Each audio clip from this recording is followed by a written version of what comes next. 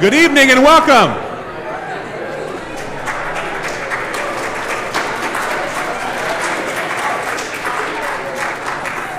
I'm Jim Hamilton. I'm not used to tiptoeing up to a microphone, but this is fine. Welcome to Church in the Square for our second in our Music on the Square series. Very excited to be back together. I want to invite you to a night of crankies with music by Stine.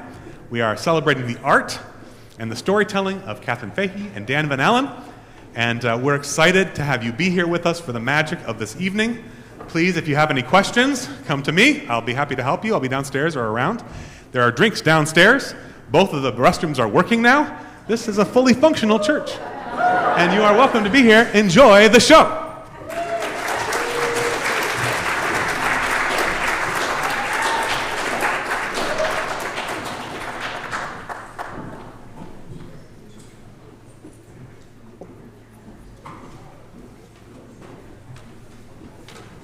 I can't speak to the bathrooms, but the bar is great.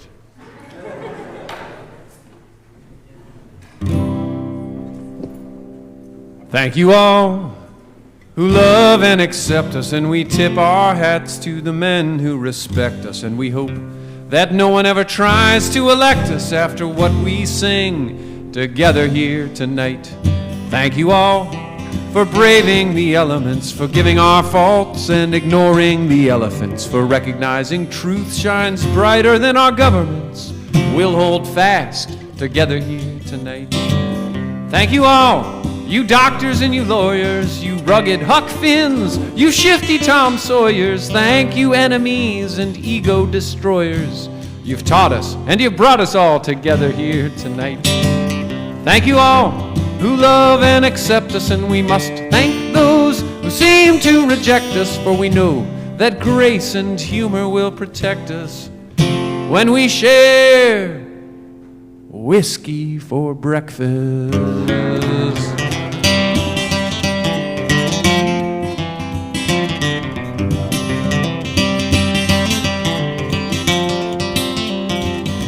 Well, thank you all who hear us when we play. We've plied our trades in the hopes that you will say that these songs have the feeling lost yesterday, but we'll be okay together here tonight. Thank you all, you shiny violins, you trusty guitars, and you happy mandolins, you percussion, you piano, you strings, and you winds. Rise with our voices together here tonight. Thank you all, you painters and poets who come out of the cave and climb back to show us that we're all connected in a universal chorus. So let us sing together here tonight. Thank you all who love and accept us, and we must thank those who seem to reject us, for we know that grace and humor will protect us when we share whiskey for breakfast.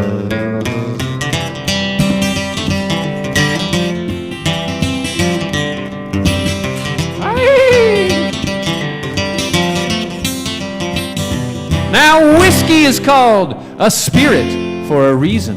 It's the essence of the soil and the rocks and the trees, and it brings us all together with songs and memories. So let us share the spirit together here tonight. When I was in Scotland, I met a lovely man.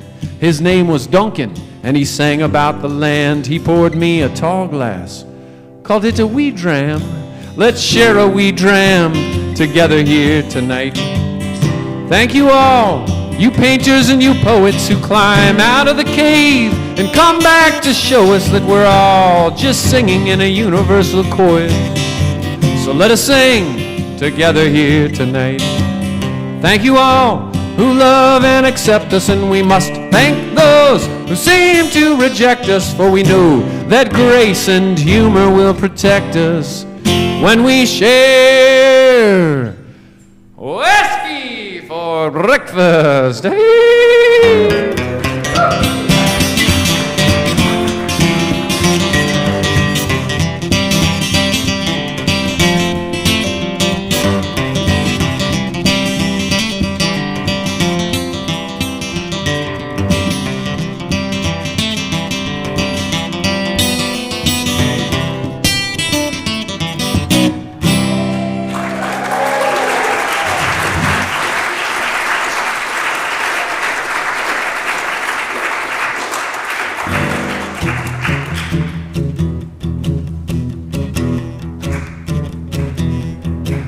I got a loaf of bread and some Lebanon bologna for the long haul out to Arizona. Gonna drive all night, gonna drive all day, gonna tour the world in this here Chevrolet.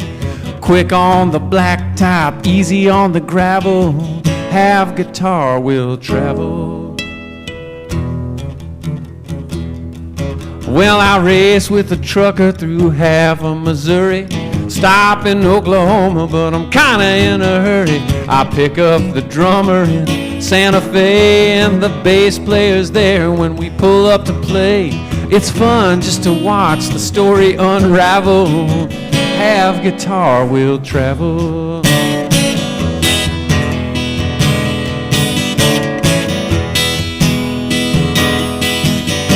Hey, I don't need much, I'm just glad to be alive. The name of the game, boys, is drive, drive, drive.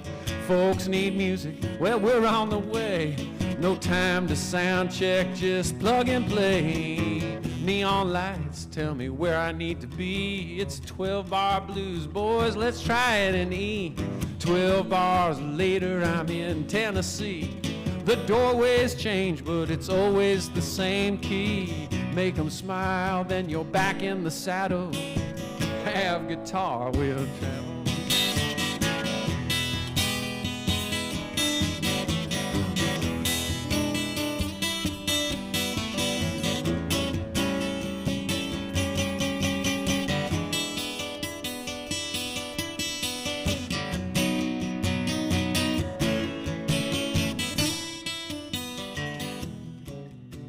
The sun's coming up on the highway ahead. It's pushing through the clouds, it's round and red. The morning fog is rolling through the fields, and the interstate's pumping out automobiles. The road is a river, this here's my paddle. Have guitar will travel.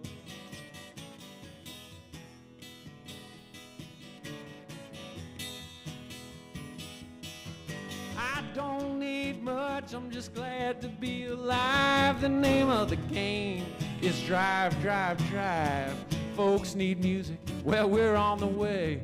No time to sound check, it's plug and play. I'd like some mustard for my bologna sandwich, so I stop at a market. I order in Spanish, hasta luego. See you next time. I gotta toca la guitarra on down the line. Don't need no fame, don't need no razzle dazzle. Have my guitar will travel.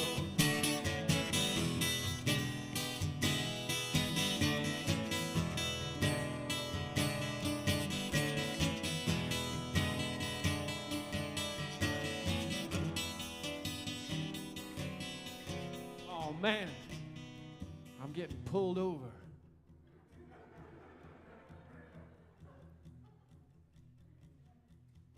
Well, I'm sorry, Your Honor, I never meant nothing wrong. I just tried to catch life inside of a song. And if I'm guilty of anything, you know I never registered this old six string. Just tell the jury when you bang the gavel, have guitar, have guitar, have guitar will travel. The road is a river, and this is my paddle. Have guitar will travel. The road is a river, and this is my paddle. Have guitar will travel.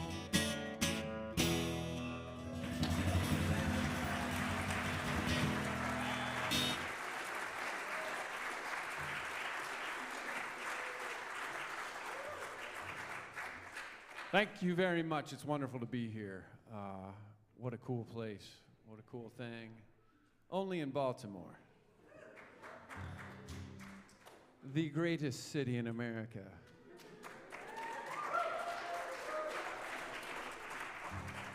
Without a doubt. I mean, seriously, where else would you have rather been the last 2 years? We did pretty damn well.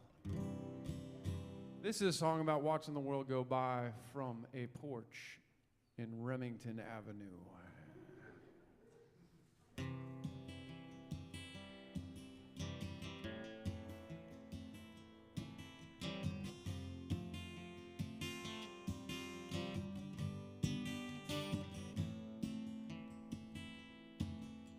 You don't have to look too far if you're looking for someone to love. There's a lost dog sign on a telephone pole and a helicopter flying above. Chris rides a wheelie to the top of the hill. It's something he's proud of. You don't have to look too far if you're looking for someone to love.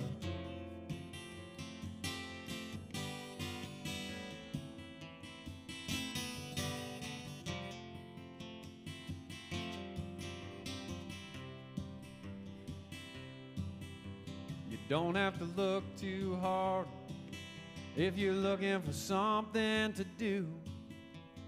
Walter's got work through the end of the year, and I hear there's some side jobs too. Lisa's trying to finish the porch for her mom. Luke's trying to stay off the drugs. You don't have to look too far if you're looking for someone to love. If you're looking for someone to love.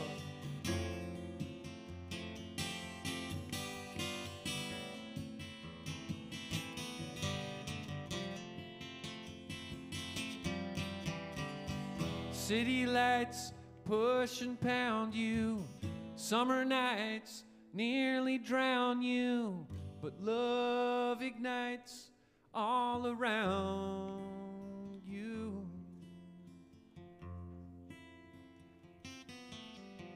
You don't have to feel too bad, and certainly not for too long. Katie's band is playing at the end of the week, and she asked if you'd be coming along. Jake found a kitten in the storm last night. It was hiding in an old leather glove. You don't have to look too far if you're looking for someone to love.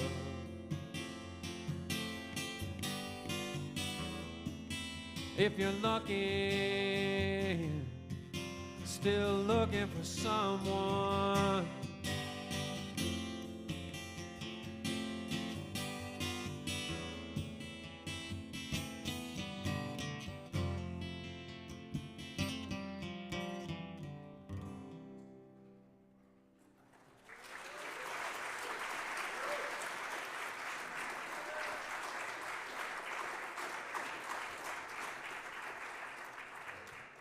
Thanks a lot. Well, I like to think of songs as something mysterious and very commonplace at the same time. I think we're all writing songs. Maybe not. Maybe we all don't know that that's what we're doing. But I like to think of songs as little dandelion seeds that are floating around, and the trick is recognizing it and catching it and planting it. You know, songs can be a fragment of conversation. They can be something that rattles around in your head for a while, or they can be something that sort of appears from the divine ether, shall we say, you know. And the joy of it is once you start to tune into it, you start to get these little things and these little transmissions, and it's a real cool thing to work on. If you're a lazy songwriter like myself, the best route is to dream the song. It's great. You let the subconscious do the work, but the tough part is waking up and remembering it. So, you know, you have to have some notebooks nearby and a guitar. This next song, if it helps you at all, in the dream, a mid-'90s era Wilco was playing this song. It's,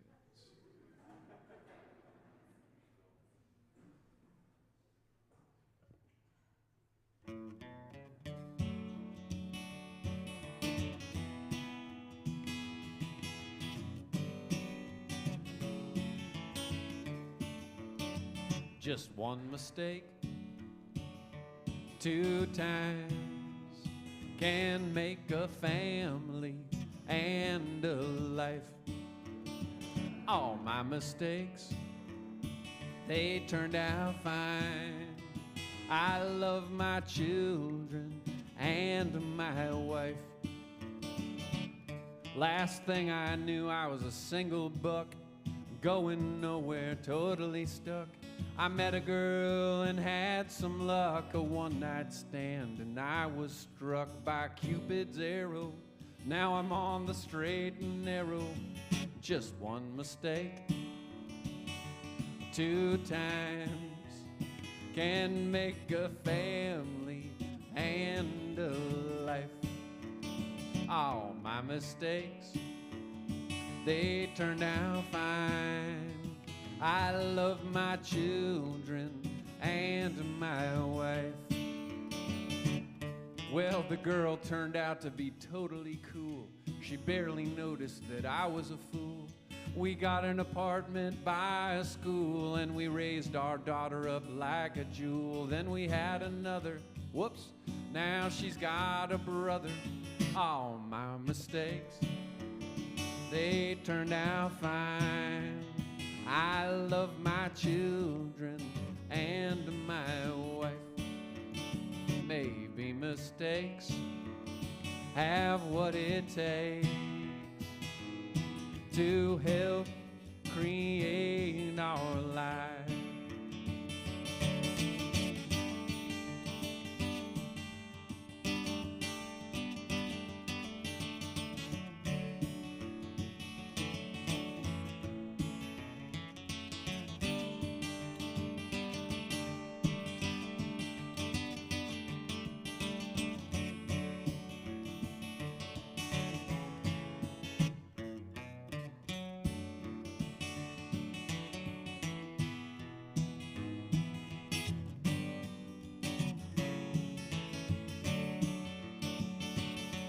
Without mistakes, where would I be? Just a scruffy guy watching TV and drinking beer with no one here.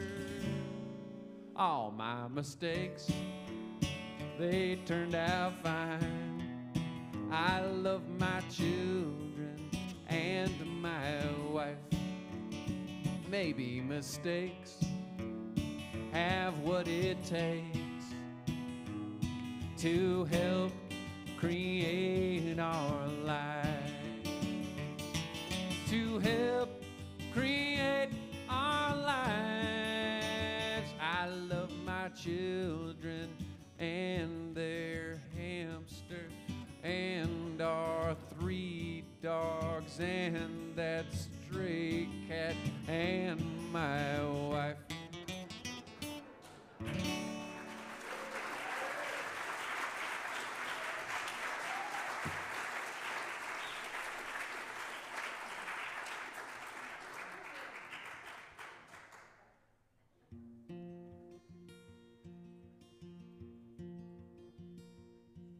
Well, sunlight hits the rooftops and the coffee's kicking in.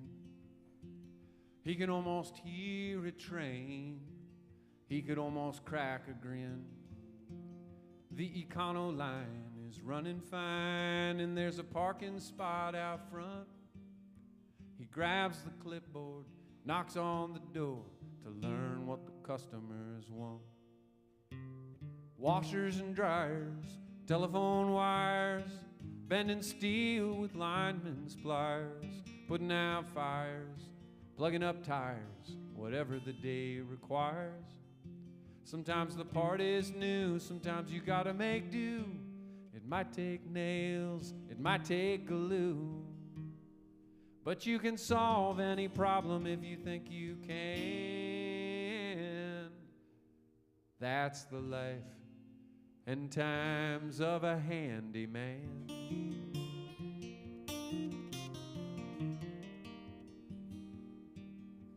A tired woman opens the door. Her kitchen sink is broken.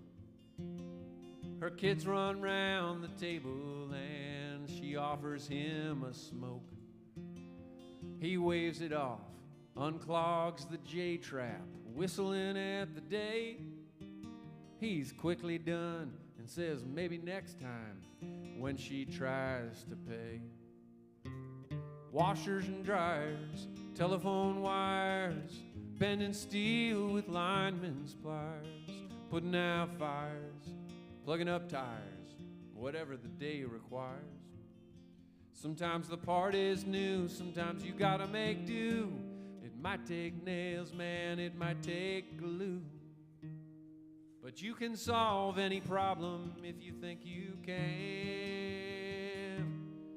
That's the life and times of a handyman.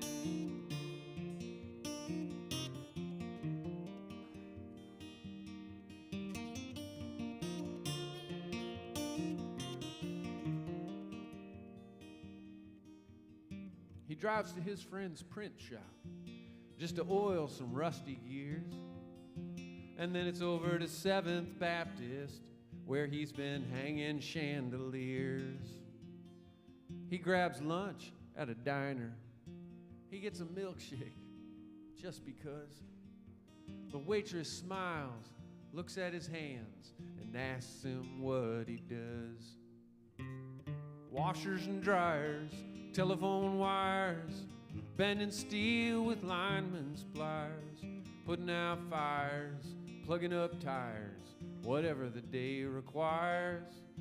Sometimes the part is new, sometimes you gotta make do. It might take nails and it might take glue, but you can solve any problem if you think you can. That's the life and times of your handyman.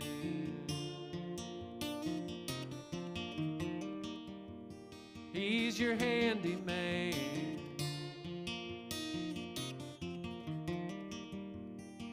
Catch him when you can.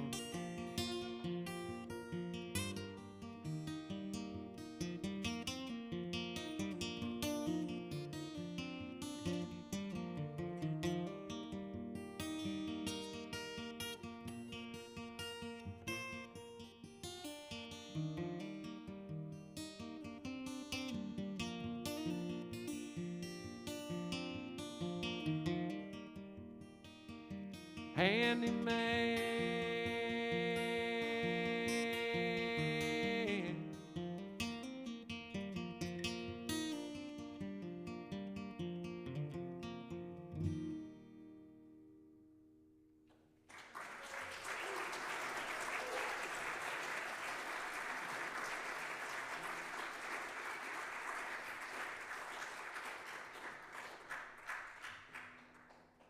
Thank you. I figure that's my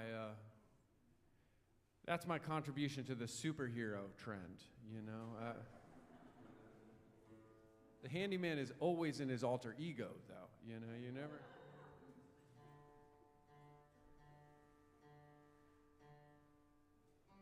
Isn't that the way, though?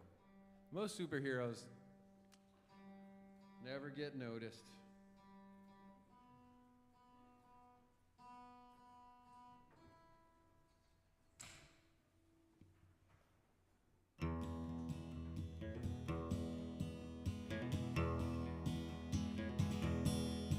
Well, there was an old man who lived all alone at the top of a mountain where a stump was his throne. Folks from town came up now and then to ask for an herb or a charm for a friend. The old man would wink, he always had time to tell a slow story or make a quick rhyme. He played on his fiddle, he gazed at the sky as the haze of the hills met the maze of the mind.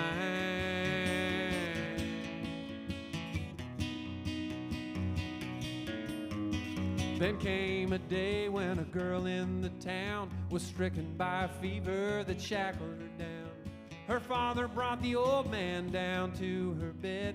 He took one look and quietly said, "I'll need the use of your fastest horse." So they saddled up Joe and he was quickly on course. He rode through the fields and all through the night as the shooting stars.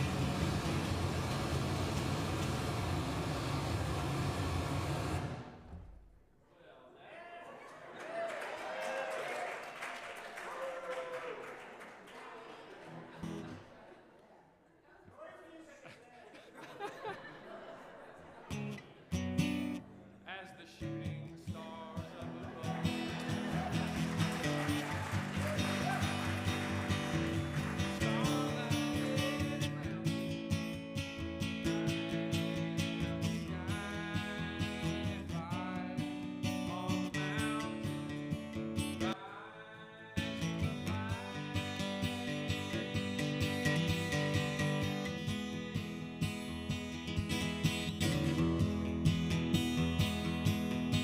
Well, the girl in town began to turn white. Her breath came right over slow.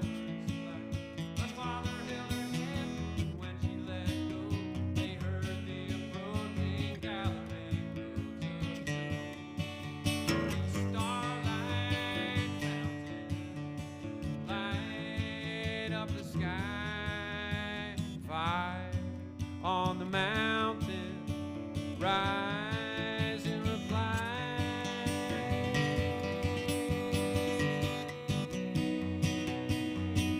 Well, the old man burst in with a plant on his hips. He crumbled the leaves onto the girl's lips.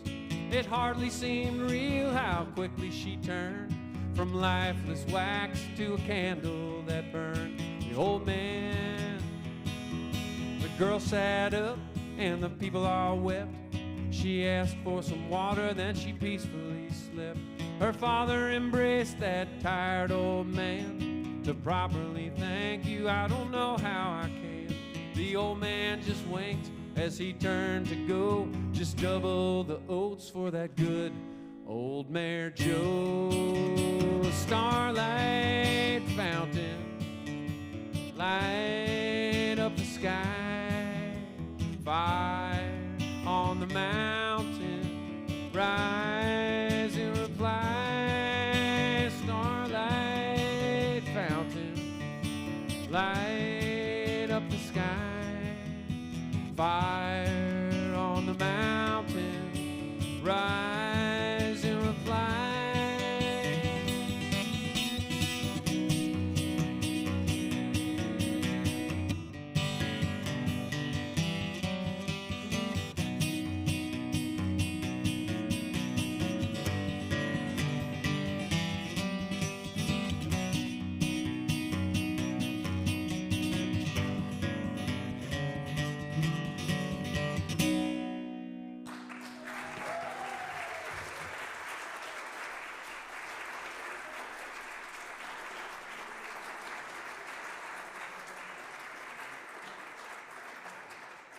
Thank you very much. Thank you.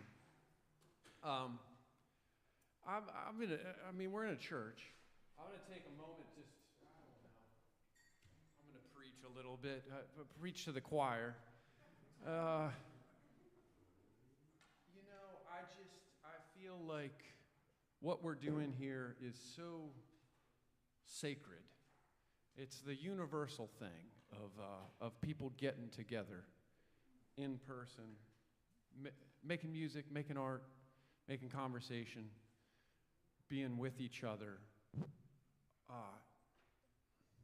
in person. Here we are. And I feel like we're at a very particular place in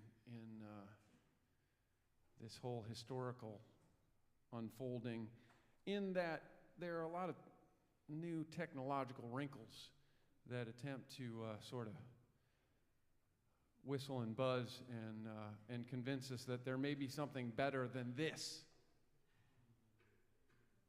I think the last couple of years convinced us that is totally incorrect. That is totally incorrect. There's nothing that can replace this. There's nothing that can replace the duality of the individual experience, the deeply personal, that you must access alone. That you got to walk that lonesome valley by yourself. And on the other flip side of the coin is that you must have community. And human beings are communal creatures. We just are, even the most introverted of us, and I just feel so lucky, again, to live in the greatest city in America, which understands this.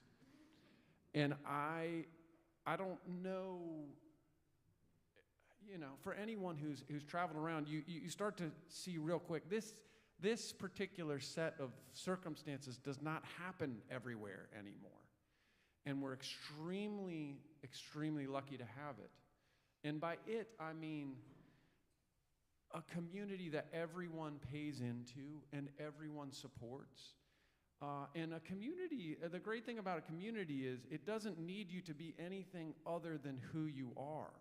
Because if there's enough human beings, then your natural talents plug in where they need to go. I'm looking out at so many familiar faces of all these people who have poured your lives into creating this. And then, we all attempt to find our way to keep it going. Someone like Alex, who is putting on these shows, is a saint.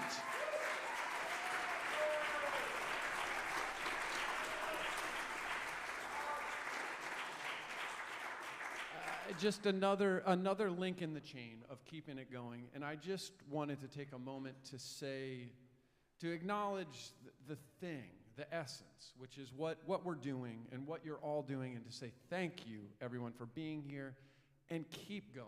And let's continue to make this a priority, because there's going to be a lot of things that are going to attempt to convince us and sell us on there being some other better reality.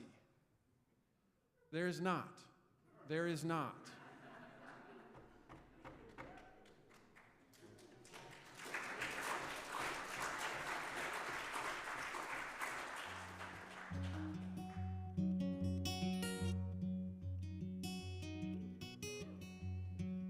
I didn't write this song.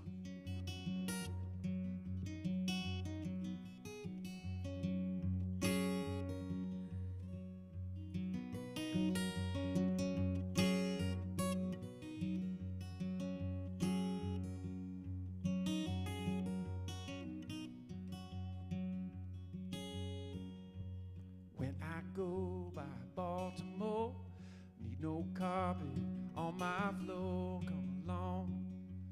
Go with me, we'll go down to Galilee. Green, green, rocky road, promenade green. Tell me, who do you love? Tell me, who do you love? See that crow up in the sky? He don't walk, no, he just fly. He don't walk, he don't run, flap his wings into the sun. Green, green, rocky road, promenade green. Tell me, who do you love? Tell me, who do you love? Little Miss Jackie on the wall, don't you holler, don't you call, don't you walk, don't you run. When I say here, won't you come? Hollering green, green, rocky road, promenade green. Tell me, who do you love? Tell me, who do you love?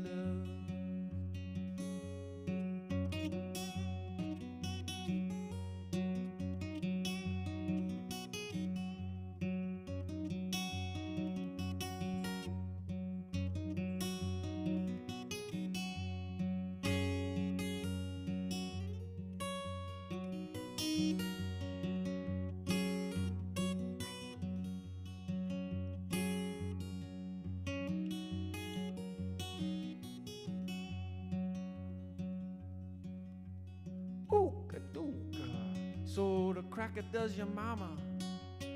Chew tobacco if your mama chew tobacco well. Ooka dooka, soda cracker, yeah. Crying green, green, rocky road, promenading green.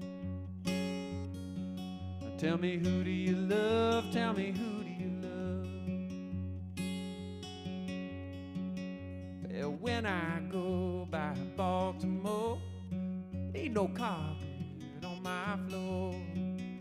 Come along, go with me, you'll hear the man down in Galilee crying green, green, rocky road, promenading green. Tell me who do you love? Tell me who do you love?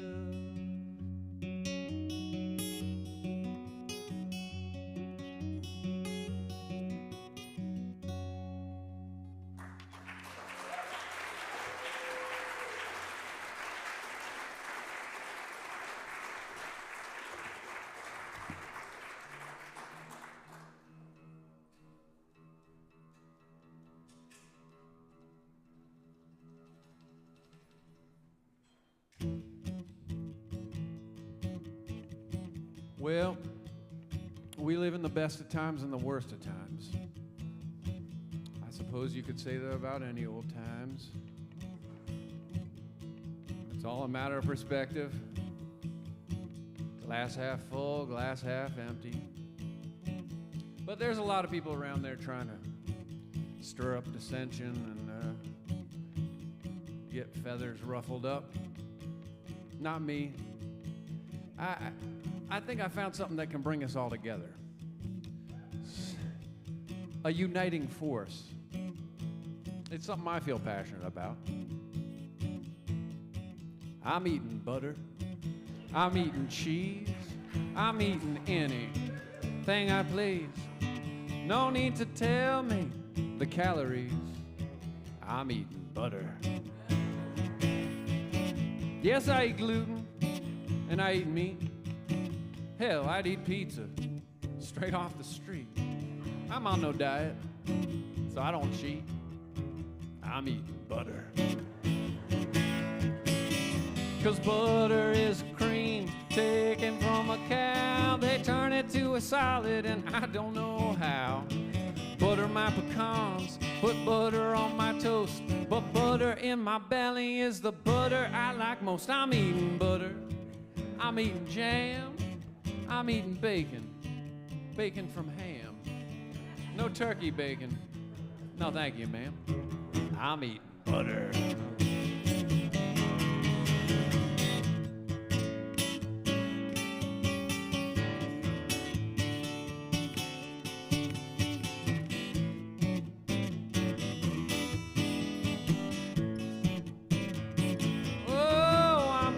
Cookies, I'm eating cake, I'm eating those little Vienna sausages, I'm eating steak.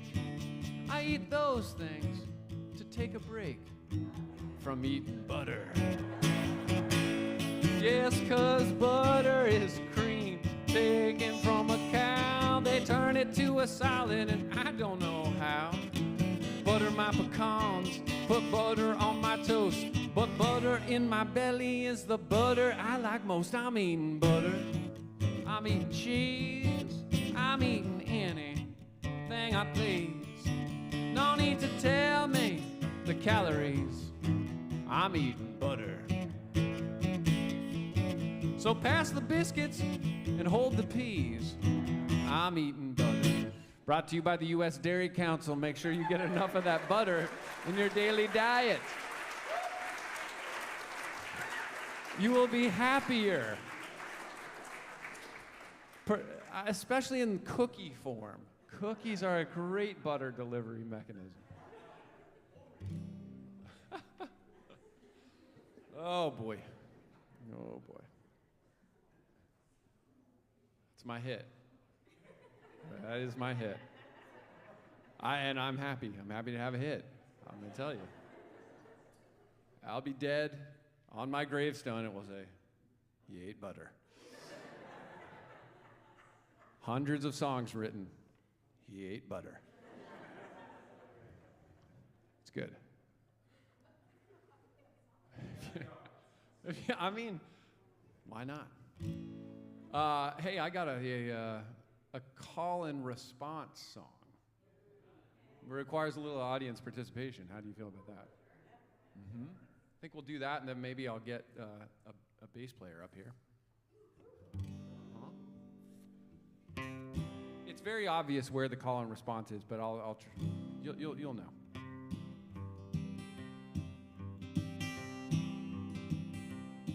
I ride through Death Valley, cook my beans on the campfire, brand up the steer, and I roll out the barbed wire.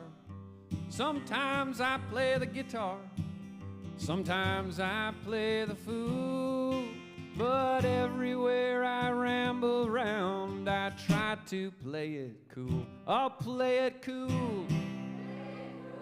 I'll play it cool. My friend, this is my golden rule. When the temperature starts rising, there's just one thing to do. Don't worry, don't hurry, and play it cool. There's a certain kind of donkey who always likes to buck. He'll hem and haw and flap his jaw and cry about his luck. Sister, if you are the cowgirl who's stuck riding on such mule, stay calm, ride on and play it cool. Well, play it cool. I'll play it cool. My friends, this is my golden rule. When the tempers start to rising, there's just one thing to do. Stay calm, ride on and play it cool. My friends, welcome to the clubhouse. You got a cold Lone Star in your hand. There's Steve McQueen, and there's a young James Dean, and there's the Miles Davis Band. Lucinda and Hank Williams are here, laughing and playing pool. The only cost of entry is you've got to play it cool. Play it cool. I play it cool. My friends, this is my golden rule. When the temperature starts rising, there's just one thing to do. Don't worry, don't hurry, ride on, stay calm, hold still, take a chill and play it cool.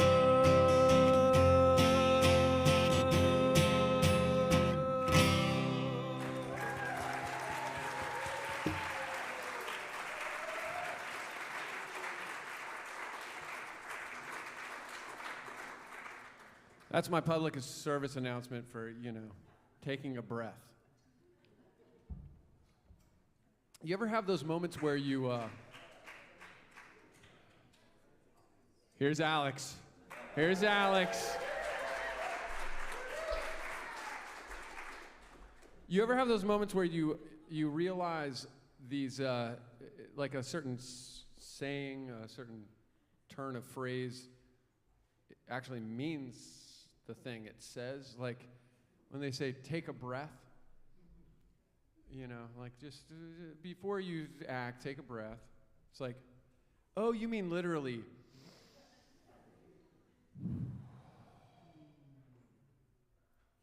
Oh, that's nice. Oh, you mean to take a breath. I thought it was a metaphor of like, okay, just think for a second. No, it means take a breath. Alex Lacquement on bass.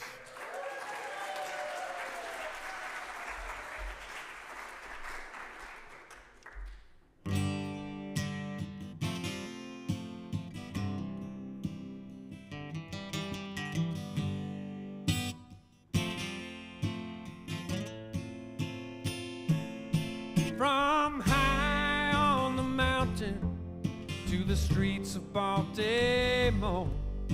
An angel always lit their path as they searched for something more. They came with their fiddles, their kettles, and their prayers, learning everything they could and sharing what was theirs.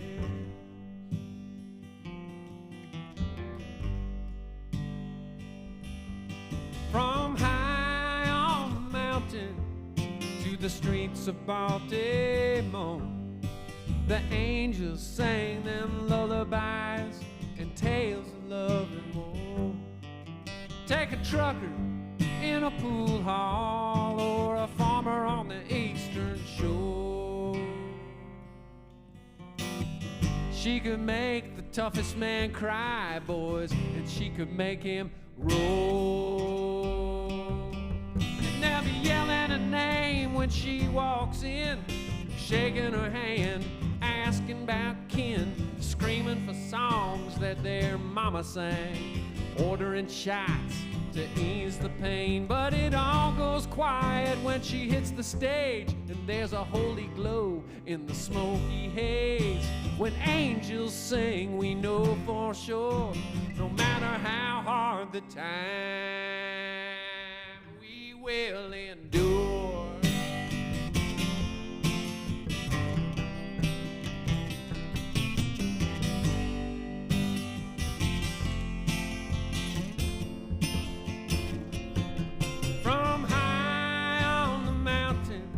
She walks the streets of Baltimore.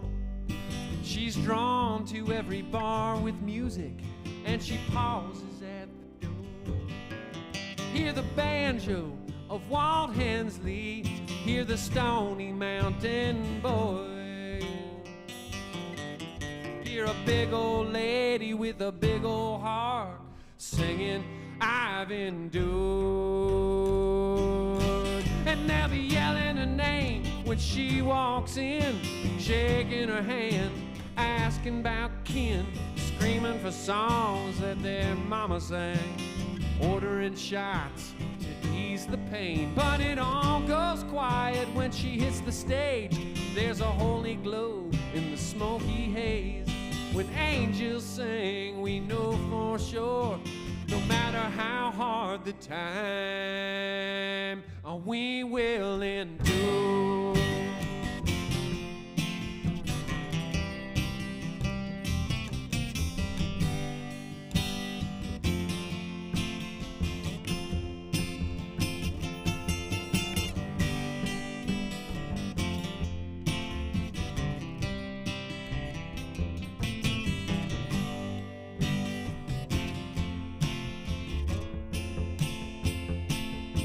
From high on the mountain to the streets of Baltimore, an angel always lit their path as they worked for something more. In the steel mills and the factories, at the counter of a dry goods store, you could always hear a mountain tune echoing through the door.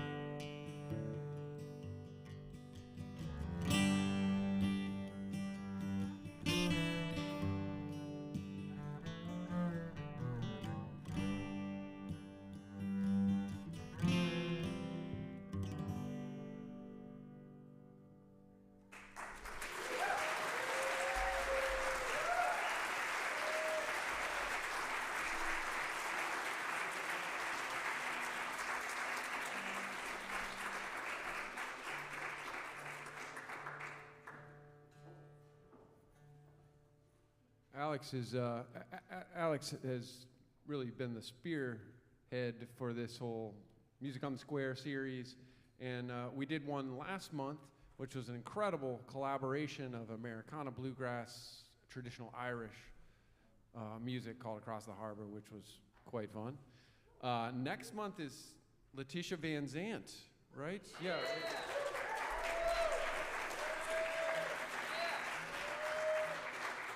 And then Brooks Long. Brooks Long in May. Pretty cool place to see and hear music, if I do say so myself. So come back for Letitia and Brooks. And then, I mean, only in Baltimore, today as I ordered my sandwich on the avenue, the woman asked me, oh, so are you playing anywhere this weekend? I said, well, I'm doing a cool show tonight. I'm actually playing with Crankies. She said, oh yeah, I love Cranky Fest. Only in Baltimore. Dude. How many people here have never seen a Cranky? Yes. Oh my God. Okay. All I'm gonna say is, in about 20 minutes, you're gonna feel like you are a little kid on Saturday morning. It's the best. We're quite lucky to have Kathy and Dan here with us tonight.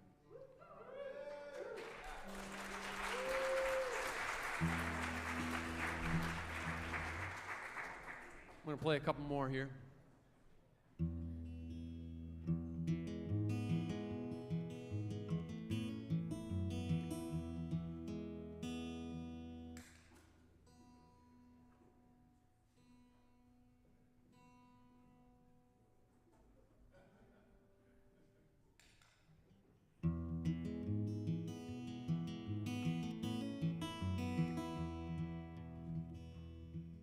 I'm scattered like change on the bedroom floor.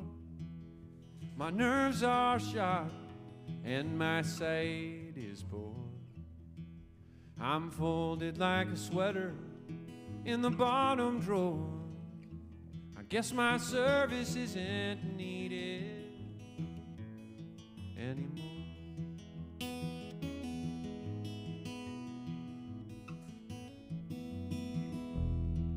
Well, I lived my life like I had 5 more, burning every bridge from the other shore. In any rust-built city I could give the tour, but that service isn't needed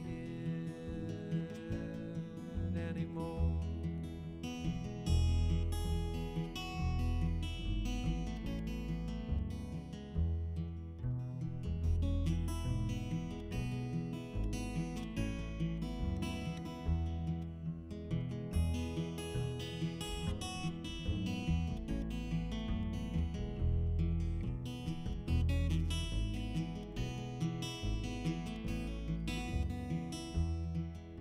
I once took a room up on that 31st floor.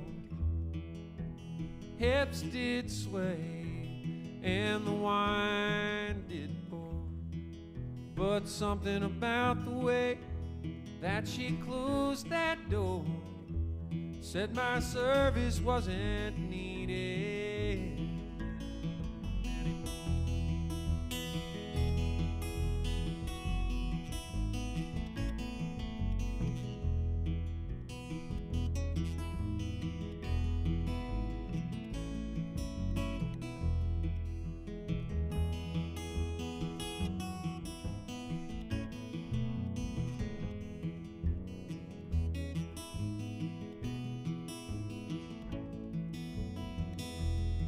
I got a graveyard shift at an old grocery store, and I would whistle in the quiet as I mopped the floor.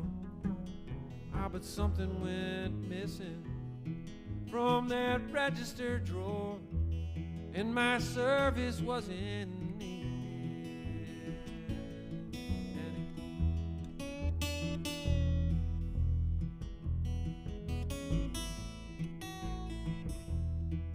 Yes, and when I go, won't you just shut the door? Sure, I played it hard, but I always knew the score. Just say Here lies a broken down troubadour whose service isn't needed anymore. No, my service won't be needed.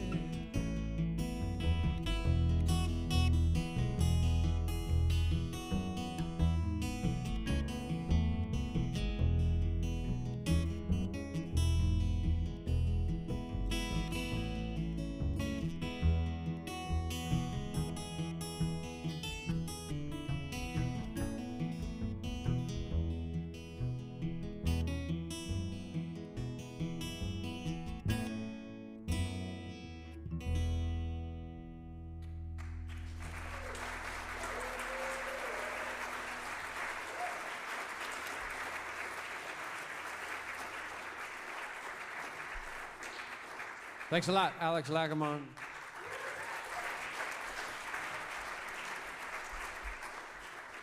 Thank you all for being here. Wonderful to see you all. I'm going to play one more. Got CDs back there in that suitcase. $10. Throw it in the Campbell soup can. We'll take a quick break after I play, and then we'll have some crankies.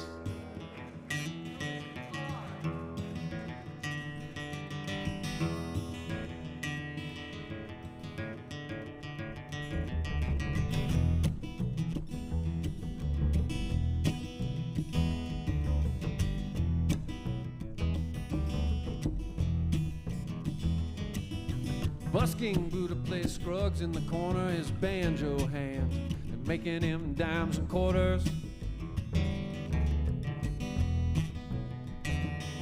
Another Dharma slave is singing lonesome scales. She got a face tattoo so she could ride the rails.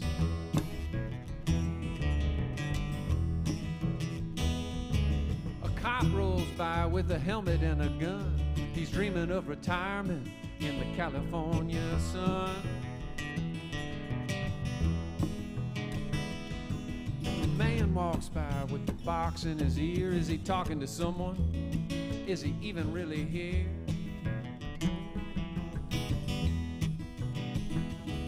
And there's a pudgy old woman. No one seems to notice the once she looked finer than a Japanese lotus.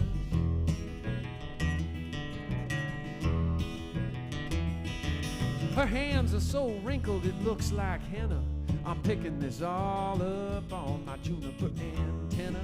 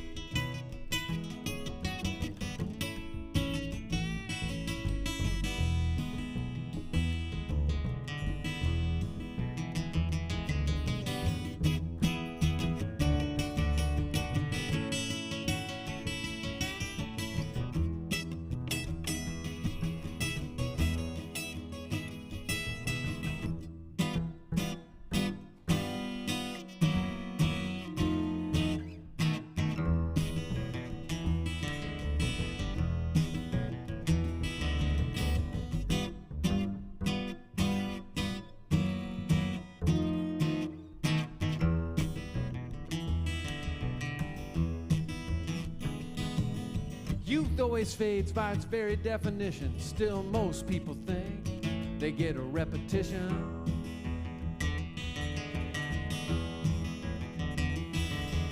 Freedom is a luxury hard to come across, and if you ever find it, you're gonna have to be your own boss. There's no one in the tower, there's no one in the hall. Perhaps I was mistaken when I placed this call.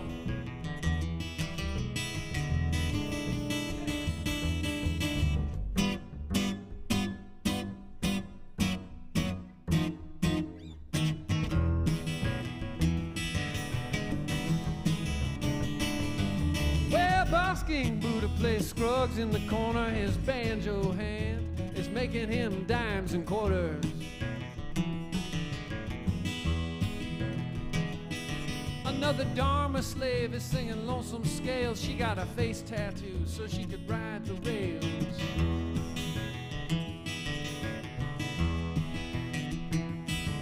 A cop rolls by with a helmet and a gun. He's dreaming of retirement in the California sun. California sun. California sun. California.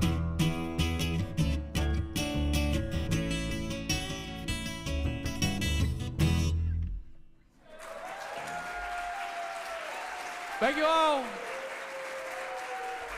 Go visit the bar. Get yourself a drink. We'll come back and we'll do crankies.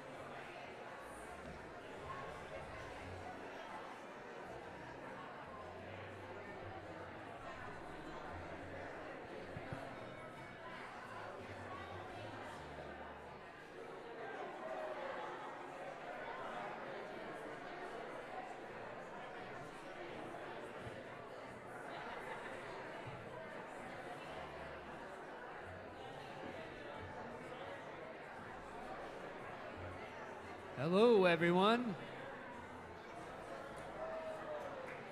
Hello, folks of Music on the Square. Welcome back. My name is Alex Lacquement, and no, thank you. And it's a pleasure to be here, curating the music here.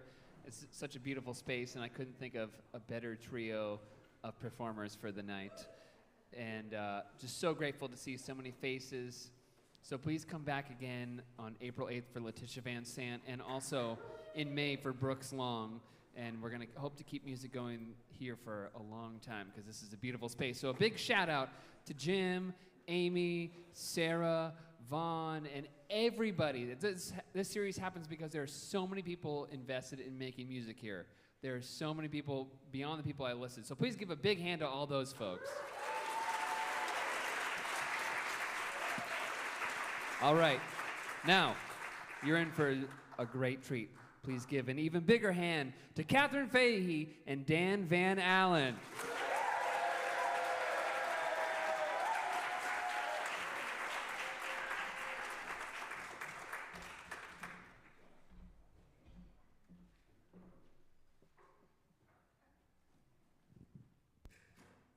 Thank you, Alex. Thanks, everyone, for coming. It's so great. I haven't seen this many people since last year. This is amazing. It's incredible.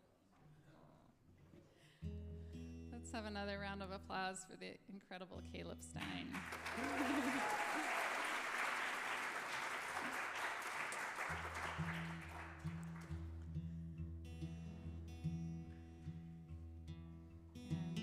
And thinking about this evening like a night of storytelling, Caleb tells his stories in song, and I tell my stories with crankies. So this story is very, very special one. It's a story of my friend Robin Reed, who grew up not too far from here, and in the 60s. We call it between Monument and Munford. Those are the streets she lived near. And they're her childhood memories of her neighborhood here and the A-Rabbers in her neighborhood. Does anyone not know what an A-Rabber is? Someone doesn't. It's really dark in here. So an A-Rabber is a horse cart vendor. They sell produce from horse-drawn wagons in Baltimore City. We're the only city in the U.S. that still has horse cart vendors. Yes, you can cheer. And Dan Van Allen, my partner who's back here, he helped start the A-Rabber Preservation Society. And we have an A-Rabber stable behind our house. So we have sort of a personal connection with that community. But this is our friend Robin's story.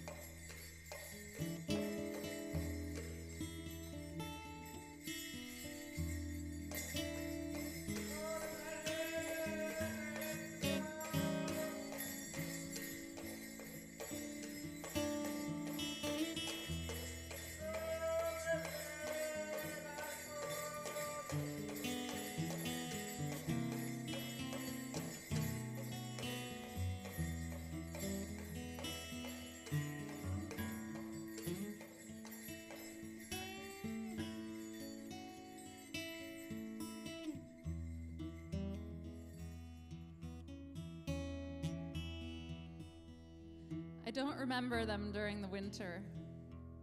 My memories of them were during the summertime. I always remember them coming through during the summer. We lived at 611 North Bradford Street. We lived in an area where each door was a different color. Ours was blue, cerulean blue.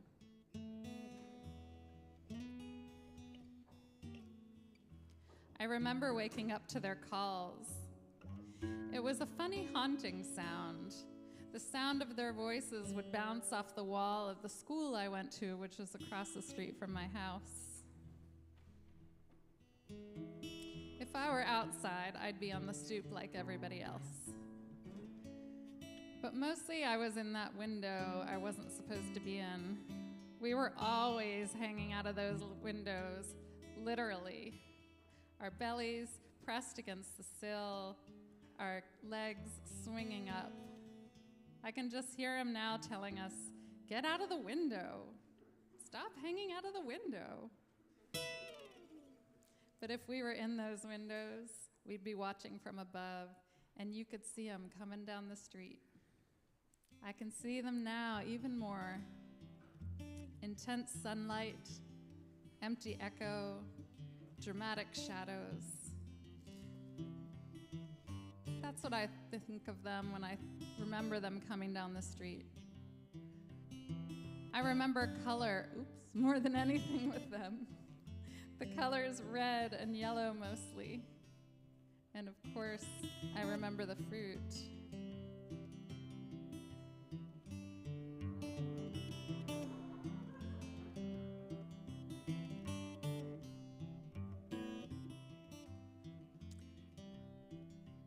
I remember the horses, how they were decorated, the bells. They were like fairy tale. And some of the horses had those funky plumes on top of their head. They were like waterfalls. But I was a little afraid of them too, afraid of the noise. Our street was narrow, so the sounds would echo louder, the clomping of the horses and the hollers.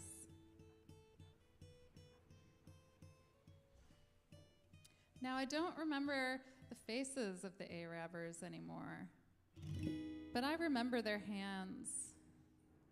If we were ever allowed to buy something from them, I remember their big, strong hands giving you change.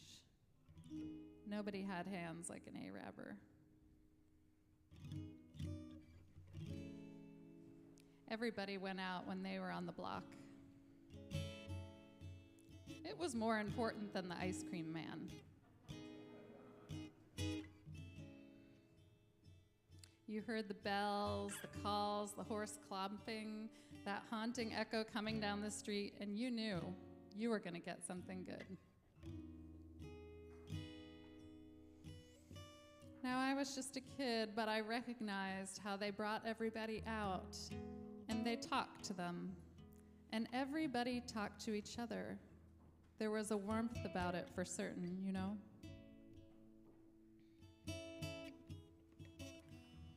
But us kids, we were more intrigued by the horses than anything.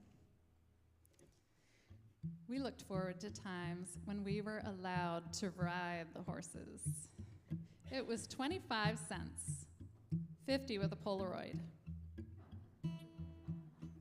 The one time I got to ride, it was my uncle who paid for it. He was my favorite uncle. Now, I wasn't a fearful kid, but I was terrified. They lifted us up and put us on. I remember riding the length of our block from Monument to McElderry Street. I galloped up and down. Now that was an accomplishment.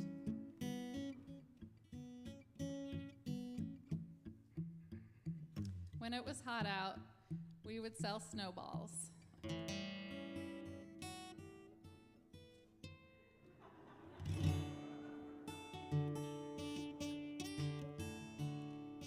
We would watch them make brooms down at the broom factory. I remember how they wrapped the wire around the brooms.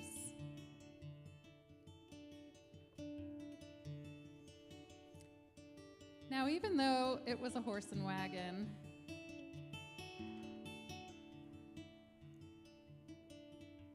a lot of kids associated them with Santa because of the bells. And they were magical, you know, they were very otherworldly. They belonged, but they didn't belong. They were such a part of the neighborhood, the community, and everything. but yeah, they were Santa. Tropical Santa. They were a beautiful necessity.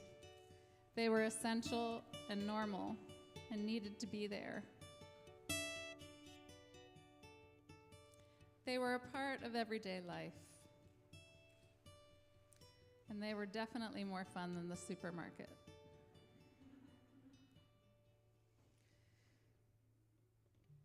It was a crazy little neighborhood, but it was special.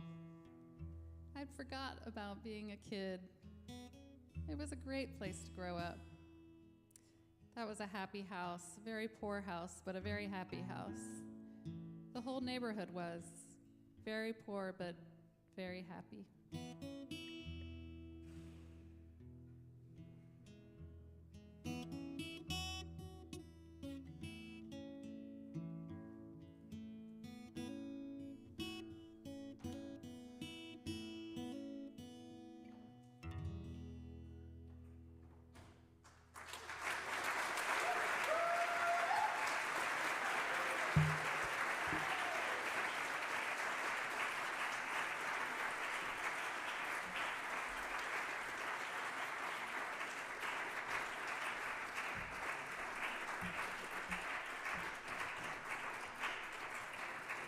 Thank you very much. Here's the scroll. Did you guys, I know some of you have seen that one a few times. Did you notice there was something new in there? It was red. I should have told you in the beginning so you could look for it. I tried to put some new little things in once in a while for my friends who keep coming to see me. It was a fire hydrant.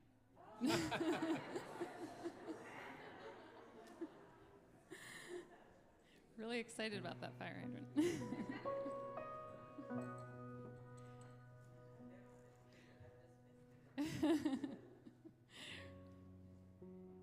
And another thing that's kind of new that wasn't in the original is the school, because it was over on this side of town, and but it got torn down. That was the school that Raman went to that was across the street from our house. But the Baltimore Historical Society, they were able to find old photo of Robin's school and send it to me. So I was able to put the school in there.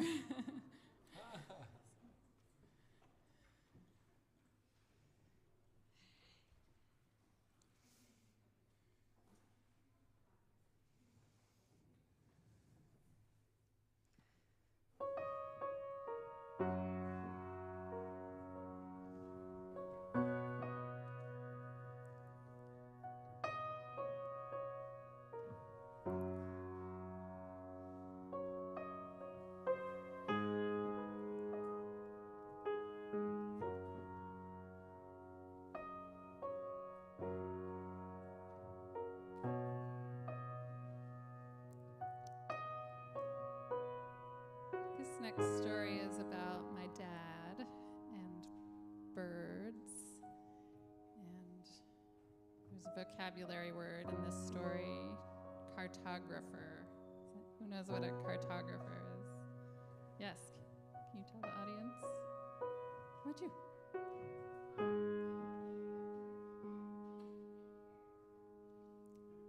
Close, that's photographer. Cartographer is something a little different. Anyone else? Maps, someone who makes maps.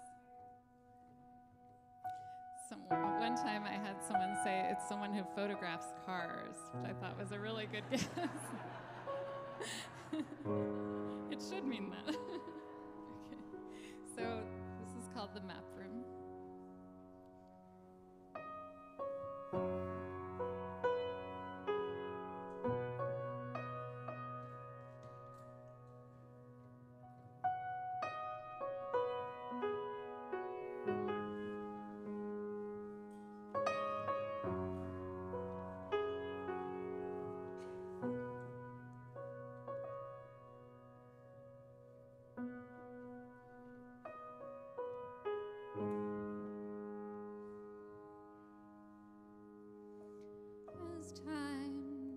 was near, my dearest dear, when you and I must part.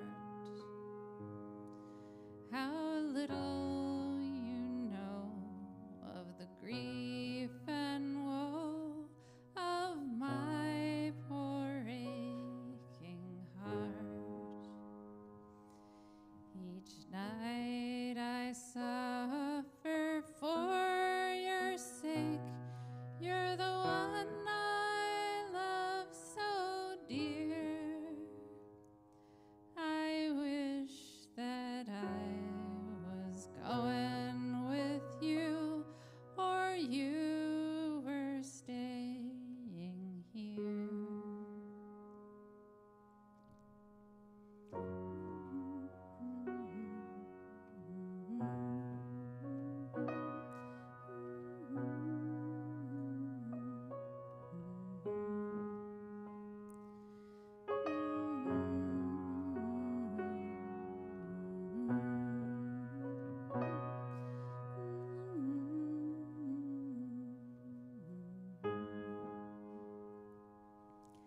Everyone called the house I grew up in the tree house because it was so surrounded by tall trees. It had large windows, which sometimes birds would fly into. I remember how I used to run outside to save stunned birds from stray cats. I thought of the birds I saved and those I didn't when my father died. I went home to help my mother organize his things.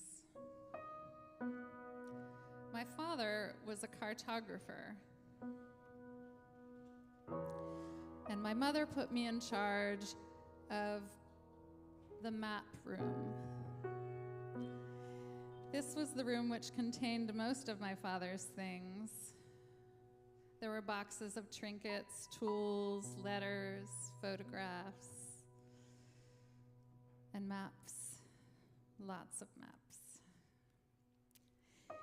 It occurred to me as I looked through my father's things, his various collections, that if he had been a bird, he may have been a bowerbird. He liked to collect things, and he saw value in things that others might not.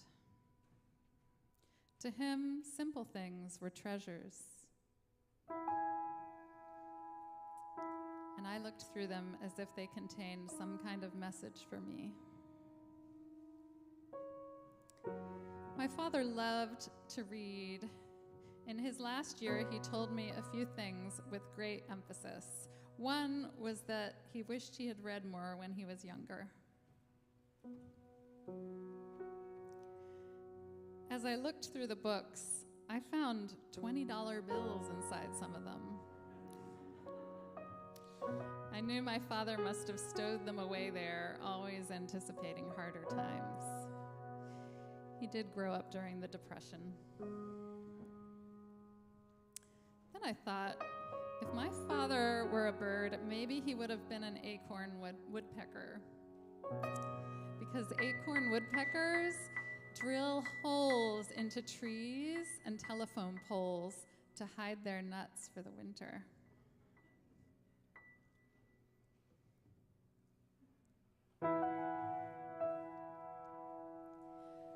Among the books, the largest, thickest volume was about birds. My father loved nature. I carefully took it down from the shelf and began to flip through it. I read about all kinds of birds. I read about the Arctic tern, the farthest migrating bird, a tiny creature who crosses the whole planet every year, traversing oceans, winds, and storms.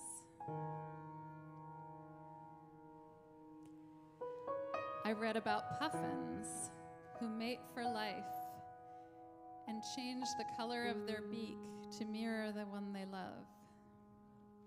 Puffins lay 1 egg per year. Their babies are called pufflings.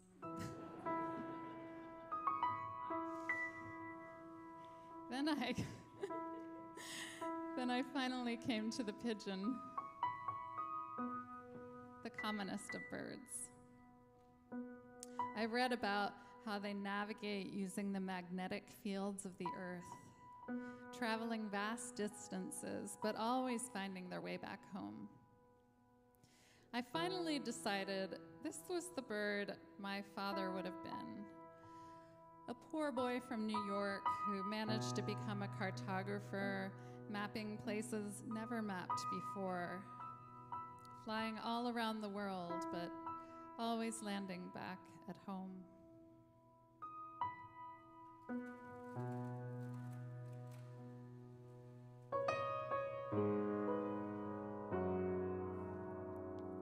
Oh, when you're on some distant shore, think of your absent friend. And when the wind blows high and clear, a light to me pray send. Oh, when the wind blows high and clear, pray send your love to me, so I might know by your hand light how time has gone with thee.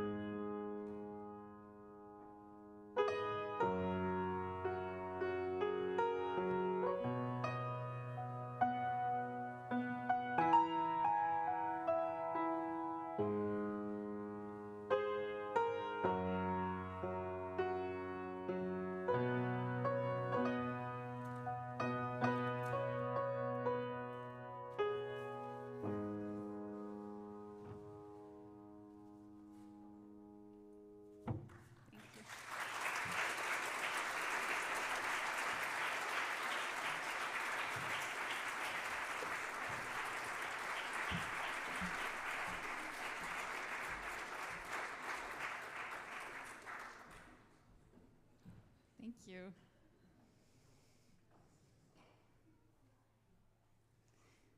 Is there nothing that Caleb Stine cannot do? I don't know if I've ever heard him play the piano before tonight. Possibly maybe hit wrong notes in the key of B. We got together once to rehearse. He didn't bring a keyboard or anything. He just listened. And then, even though he'd never played the song before, he just started playing it immediately on his guitar. I was like, wow. Yeah, you can clap.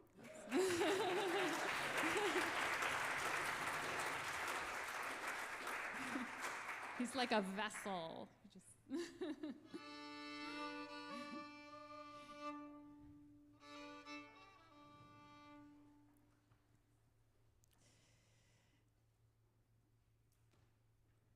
So we all have our stories, and we're sharing some of our favorite stories with you tonight.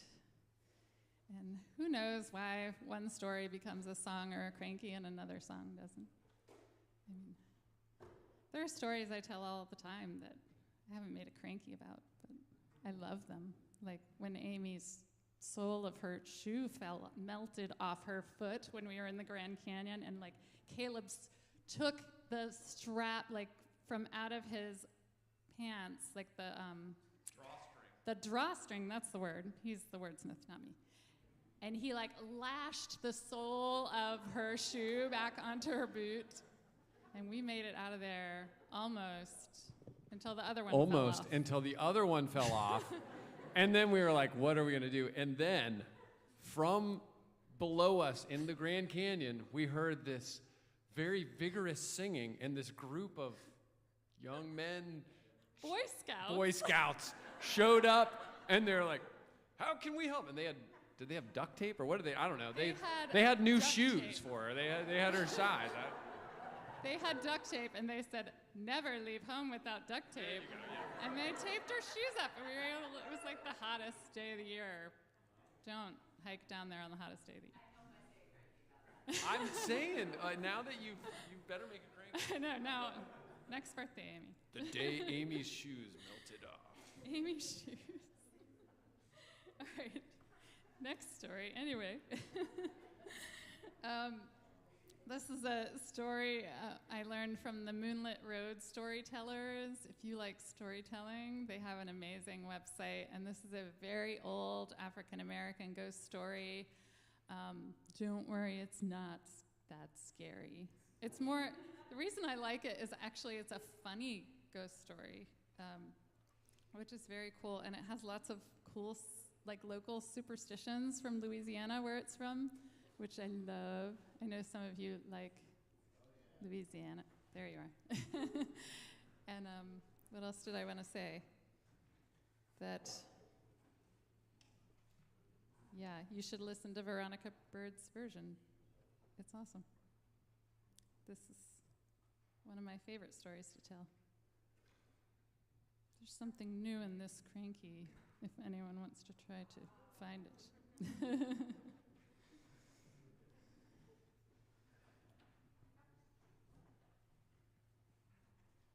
Would anyone like to read the title? Yes? I don't feel dead yet. Thank you. And how's he looking?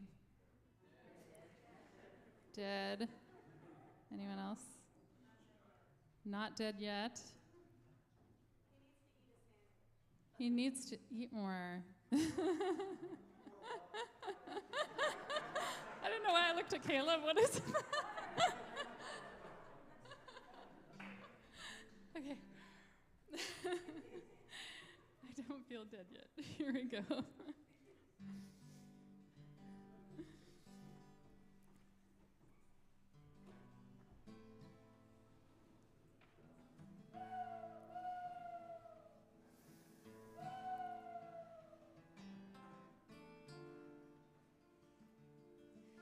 One morning, in a small shack deep within a Louisiana swamp, Sister Jones awoke with a start. She looked at her husband, who was sleeping soundly beside her, and she was a bit uneasy. She was uneasy, for she had dreamed of a beautiful wedding. And she had been taught since the time she was little that to dream of marriage was a sure sign of death. Well, Sister Jones, she laid there and she wondered who would be the one to pass from this earthly life to the next. Would it be she or her husband Cephas? Well, about a week later, she got her answer. Her husband, who'd been suffering with the consumption, took a turn for the worse and slipped from this life into the spirit world. I know. Now, Sister Jones was sad to see her husband go, but she should have seen it coming, for she had been warned by the dream. The next day, Sister Jones covered all the mirrors in the house because everyone in town knew that if you didn't, the image of the dead would remain in those mirrors. Now, Sister Jones loved her husband, but she didn't want him hanging around in those mirrors. The next day, Sister Jones buried her husband. Afterwards, she and the mourners were just sitting around the house talking about how they were going to miss poor old Cephas, stubborn though he was, when the front door swung open. A cold breeze filled the entire room, and in walked Cephas. He walked right up to the mourners and said, "What's all this about? y'all act like somebody's dead. Who's dead?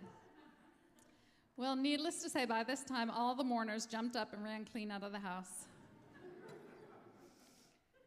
But the widow Jones, who was still very frightened, managed to blurt out, "No, Cephas, you know you're dead. Why are you hanging around here in the living room and not in the graveyard?" "Dead," said Cephas. "How come you say I'm dead? I sure don't feel dead."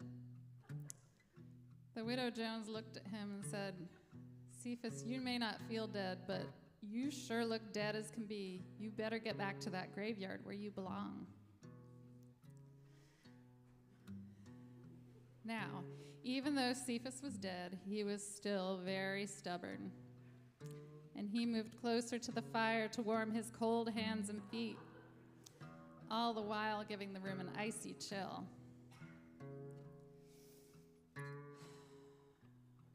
From sunup to sundown, day after day, that's all he did.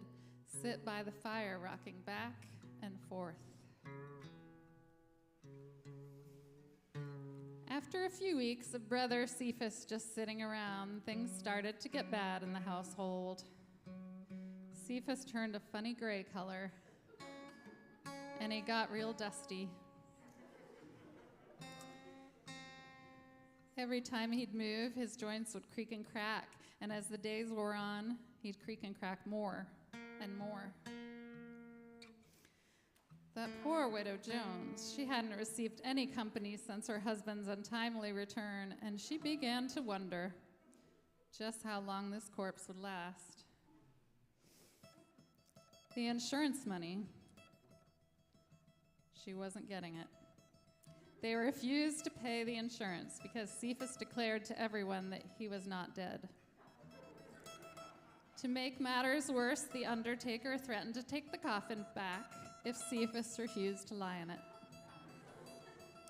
Now, the widow Jones needed that insurance money awfully bad, and she was getting real tired of her husband sitting around the house creaking and cracking. She tried to convince him time and time again to get back into the grave, but each time he'd protest. "Leave me alone. I'm not going back to the grave until I feel dead, and I don't feel dead yet." The widow Jones just knew something had to be done.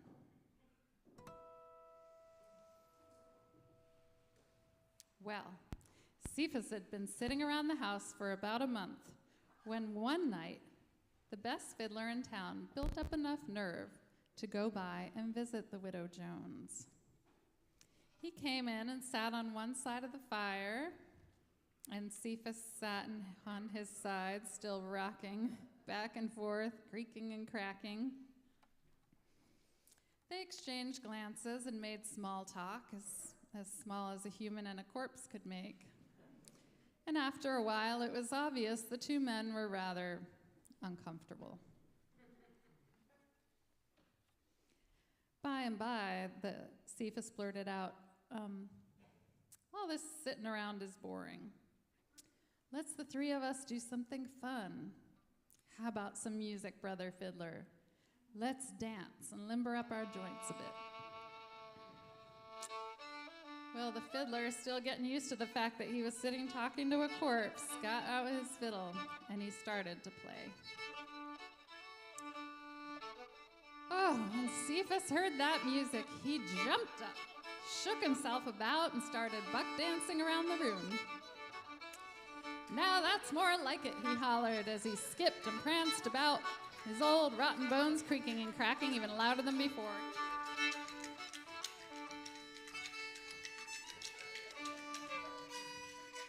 For a dead man, he sure could dance.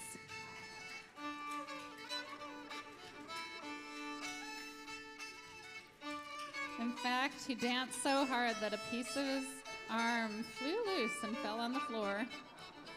When the fiddler saw that, he stopped playing and said, "Good golly, look at that." But the widow Jones, she grinned at the sight, an idea coming into her head. "Play faster," she demanded. So the fiddler played faster, and Cephas danced faster. move. He danced so fast that bones started to fly everywhere. And the widow kept hollering, "Play faster, play faster." And the fiddler, he was so scared he didn't know what to do. He played faster still, and Cephas danced faster. Bones dropping all the time, until all at once Cephas began to crumble to the floor into a big heap of bones. There lay the bones of Cephas, still as they could be, except for his big old bald head. Why, it kept dancing all by itself. Just dancing and grinning and bouncing all over the floor. And the widow just kept hollering, "Play faster."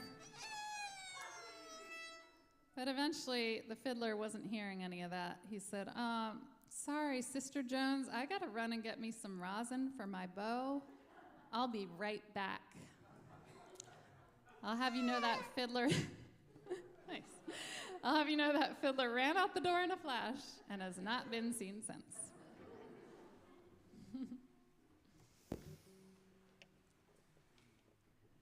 When the music stopped,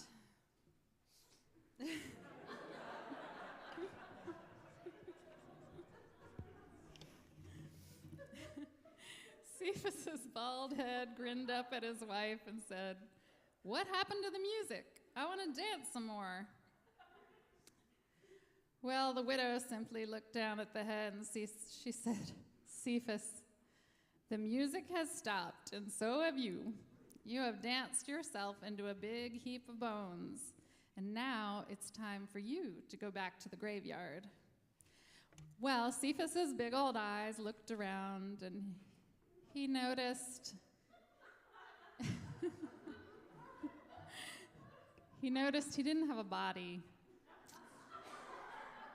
So he sighed a big sigh and said, "Okay, wife, I guess I do feel dead now. Go on and take me back to the graveyard." So the widow Jones gathered up all the bones, and she took them back to the graveyard.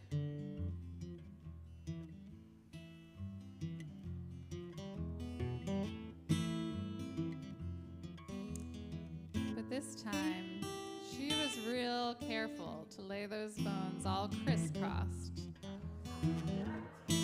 So Cephas could not get up and dance some more. Aw, yeah, poor Cephas. And after that, Cephas didn't get out of the grave anymore.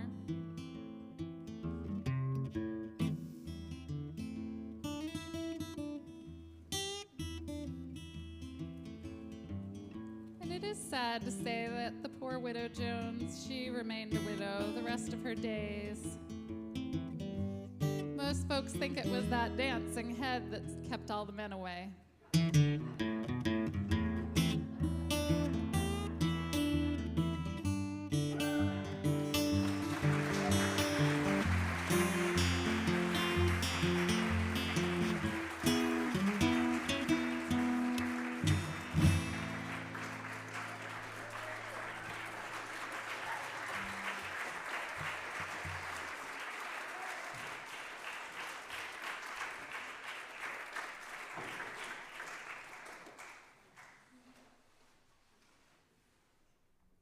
Thank you, and I appreciate the compassion for Cephas. We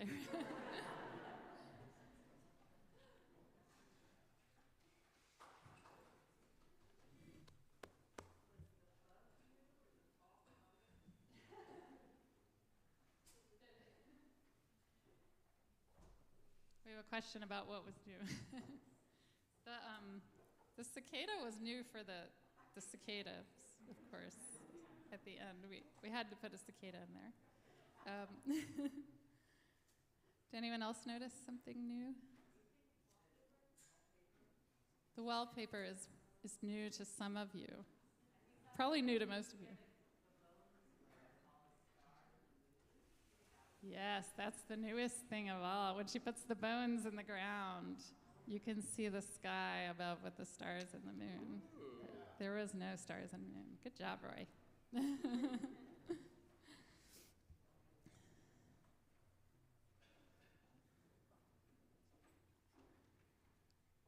Are you going to make a new cranky now, Roy? If you were going to make one, what would you make it about?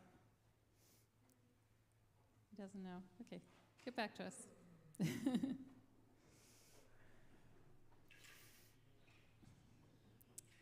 We're going to do, I do want to say I have some new ones I'm really excited to share sometime this year.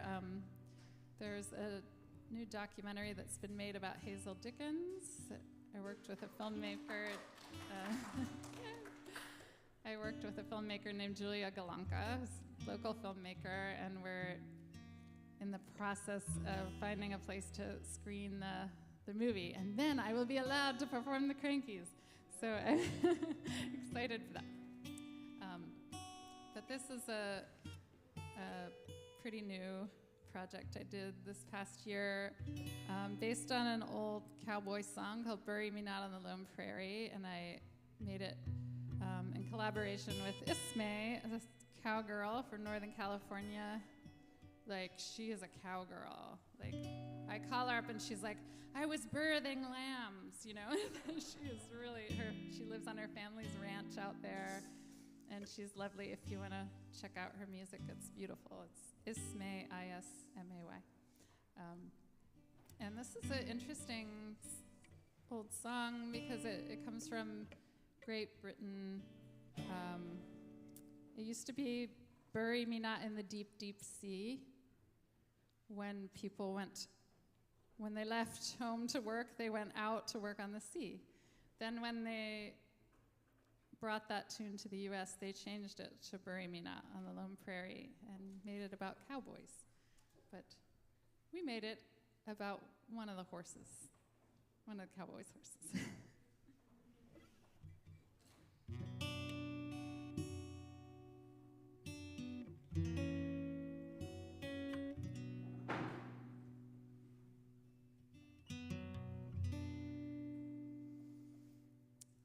I want to dedicate this one to anyone who's lost someone they love.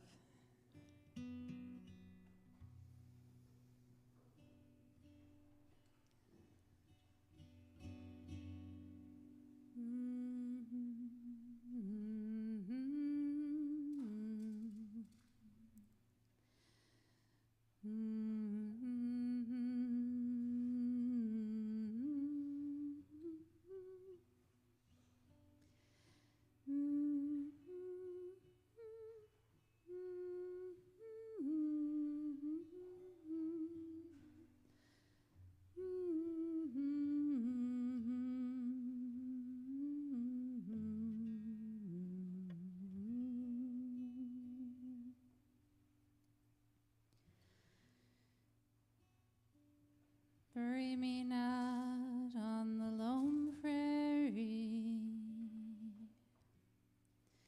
These words came low and mournfully from the cold, pale lips of a youth who lay on his dying bed at the close of day.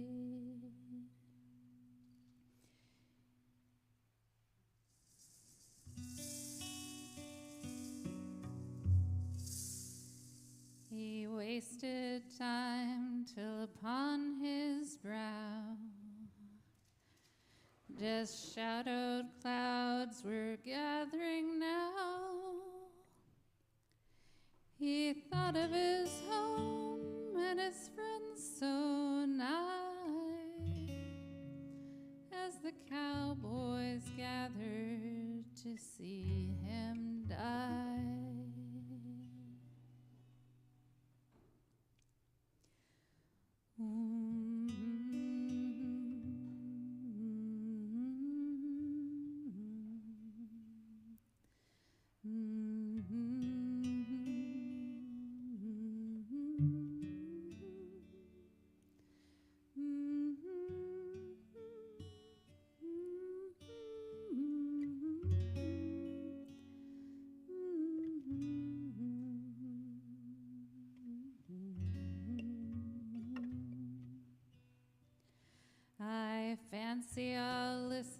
to the well-known word of the free wild wind and the song of birds. He thought of his home and the cottonwood flower, of the songs he learned in his childhood hour. I often thought I'd be laid when I died by the old churchyard on the green hillside. By the side of my father let my grave be. Oh, bury me not on the lone prairie.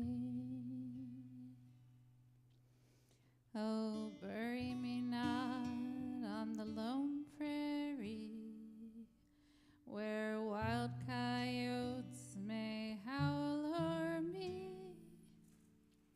where the buffalo roam and the winds blow free.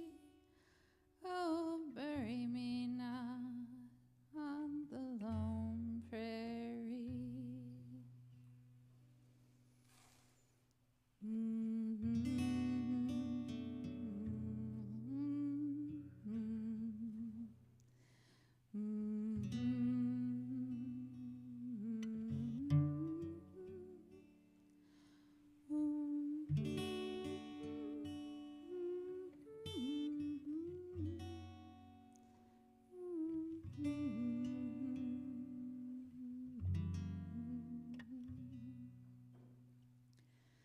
I want to be laid where a mother's prayer and sister's tears will mingle there, where friends can come weep over me.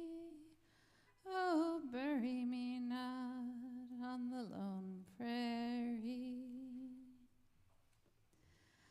Oh, bury me not, and his voice fell there, and we heeded not his dying prayer.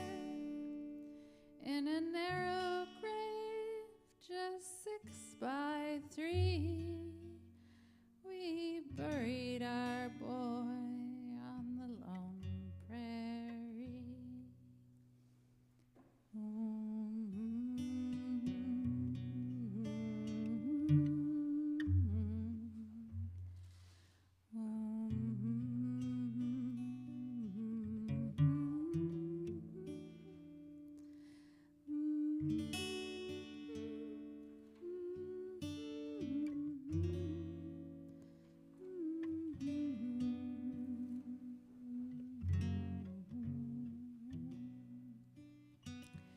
Where the dewdrop fall and the butterfly rest, where the wild blossoms bloom and the buried rest, where the buffalo roam and the winds blow free. Oh, we buried our boy on the lone prairie.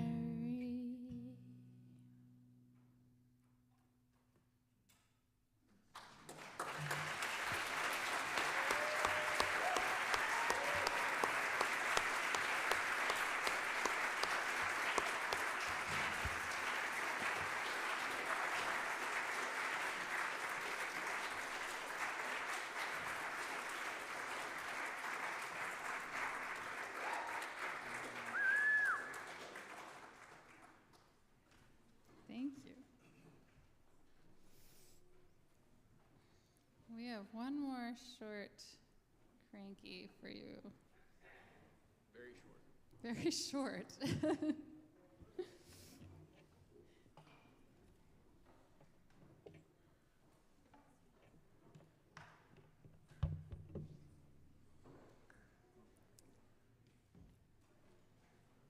Thank you so much for coming tonight. We're just so grateful to be here together.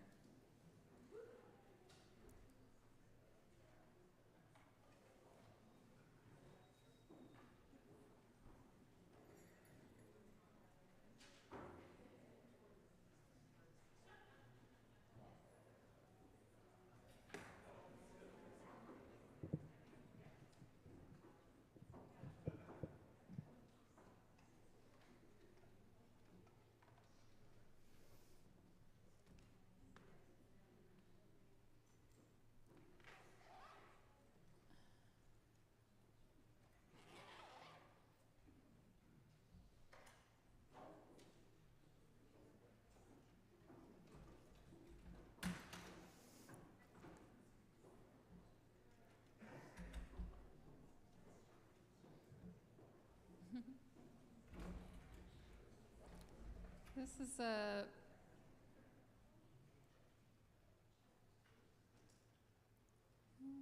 we can put it next to it. We put it next to it, but not behind it. All right, so this is Cranky I made during the pandemic.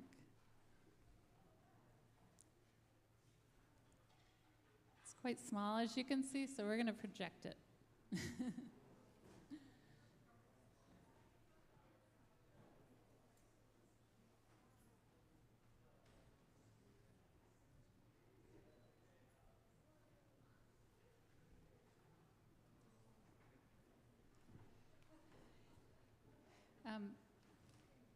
Caleb, do you have any announcements? No announcements. Letitia Van Zandt, April. We love her. Great storyteller. And the Cranky Festival will be coming up in May, I believe, at the Creative Alliance. So we usually do it in January, but we delayed it, of course.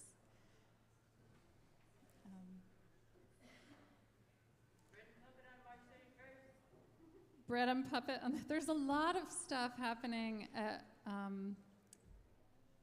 Bread and Puppet is coming. Are they at 2640? Yes, awesome. And a lot of stuff happening at Black Cherry Puppet Theater. Their shows this weekend are sold out, but they have a bunch more lined up. So.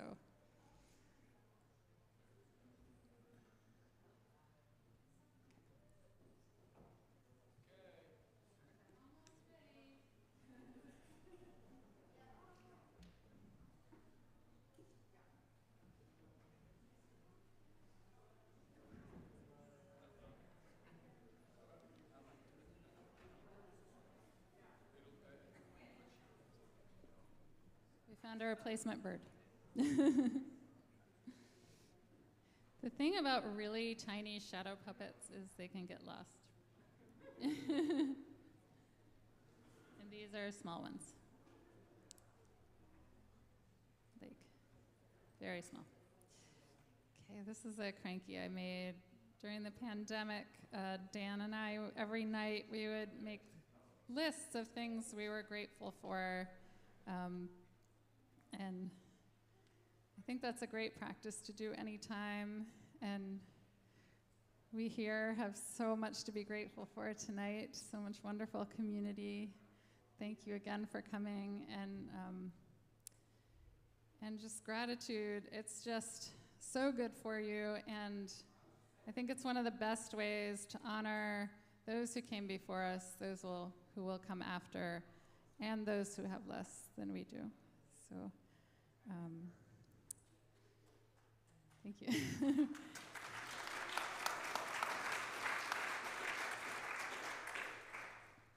Lionel Hampton said, "Gratitude is when we hold memories in the heart and not in the mind."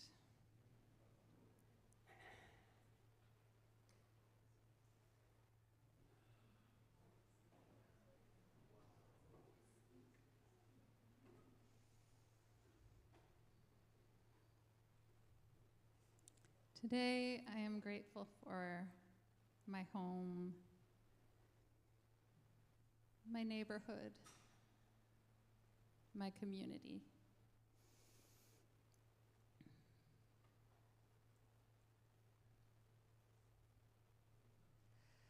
I'm grateful for my cat and a good night's sleep.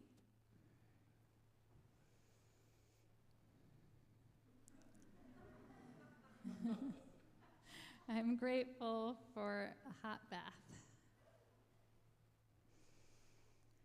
and a warm sweater on a cold day. I'm grateful for flowers, for tea together and with friends.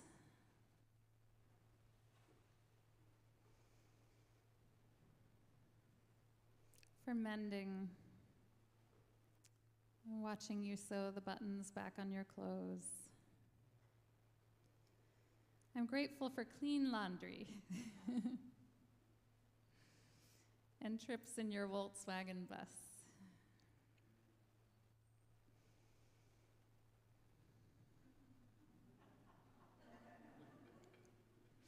I'm grateful for our visits to the flea market, where we look and wonder at all of the amazing things humans are capable of creating.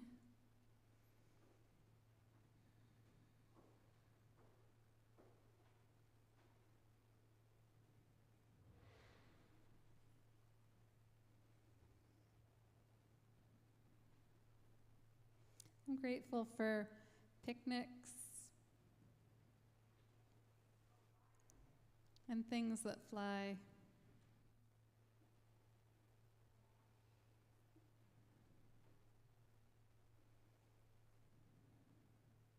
I'm grateful for Luna moths on the backs of trees. I'm grateful for mushrooms.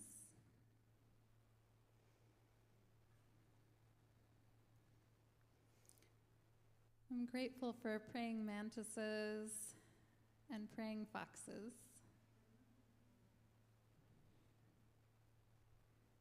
The temporary nature of things.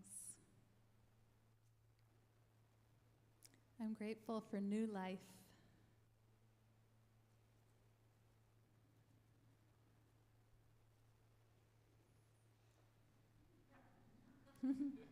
At the end of the day, I'm grateful to be going home with you.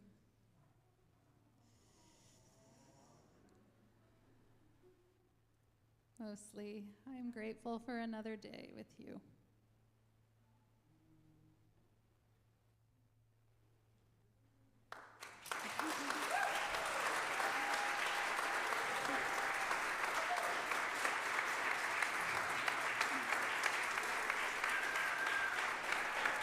Dan Van Allen, everybody.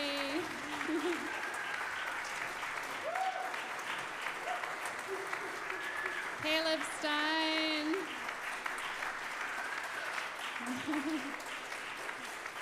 And Katherine Fahey. Thank you.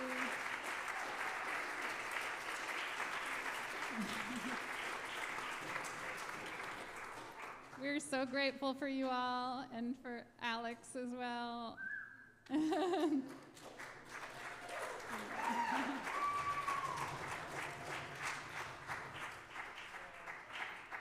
I said Caleb, but I don't know if you could hear me.